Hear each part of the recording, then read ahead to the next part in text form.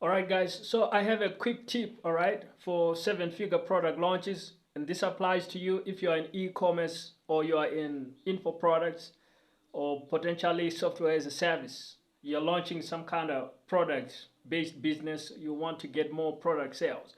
And these are, three deadly mistakes that destroy and kill your seven-figure product launch. So don't make these mistakes. But the problem is these things are so easy for product sellers to fall into because they simply don't know any better, and they just happen to have uh, bad habits and bad thinking around how their product is gonna sell. So make sure you're avoiding this um, if you want to at all have a seven-figure product launch. Like, these things will destroy your seven-figure product launch. And the first mistake here is not driving enough traffic to your product. So if you have your e-commerce store up, don't just expect that people are gonna find it, out of the blue. That people are gonna magically find your store and actually buy. You need to actually run traffic to your product launch. So you need to get enough volume of traffic that conversions can occur. So not driving traffic, not driving enough traffic, that's a big mistake. Like, you see people launch an online store, and maybe what they do is they actually think that people are gonna come in automatically or through something like SEO or search engine optimization. Now, search engine optimization is a powerful thing when done correctly, but it takes time. It takes a long time to work because you need to build backlinks to your store or to your info product website or to your software as a service. So, in the meantime, what's your plan for getting traffic? If you don't have a plan and you're not driving traffic in real volume, it's gonna be destructive to your seven-figure product launch dreams, right? So make sure you avoid that deadly mistake. Now, mistake number two is people are too scared to test out paid traffic.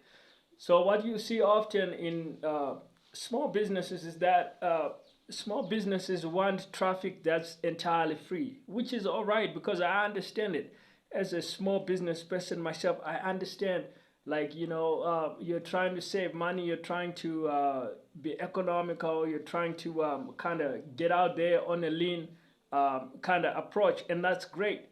But if you have a product that's been selling and you're making cash, it's almost criminal not to test out paid traffic. There's this saying that we have in the English language: you get what you pay for. It doesn't always work that way, but in a lot of cases, and in particular in traffic, it does work that way. Although you gotta buy your traffic from reputable traffic sources, right? Don't just write a check and expect to get the best quality traffic without actually testing out and verifying and making sure the traffic is what it is. Then I would recommend buying traffic from reputable sources like YouTube ads, Twitter ads, Instagram ads. What's the other one?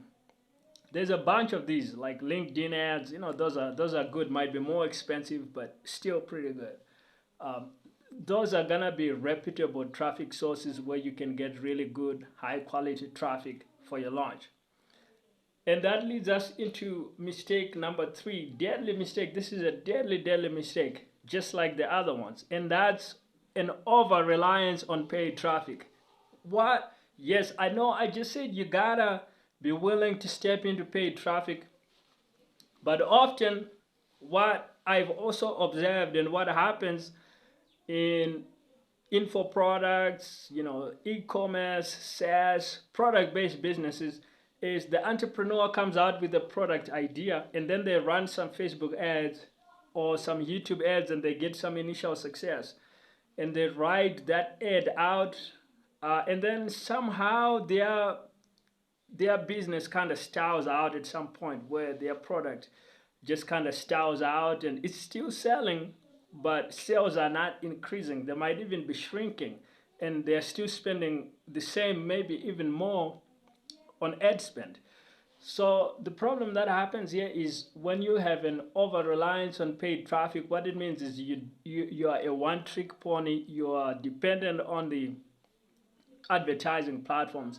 You have no second or third tricks for driving traffic to your launch, and that's a problem. So what you really should be doing is you should be experimenting with other traffic sources. You should be looking to get into some organic social media marketing. You should be running some PR campaigns. You should be running some growth hacks, right?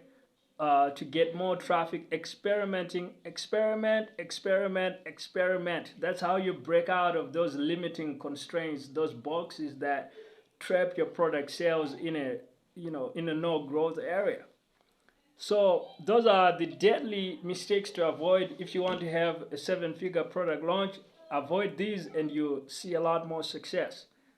If you need some free resources to help you with your product sales, you can grab my freebies. The links will be in the description.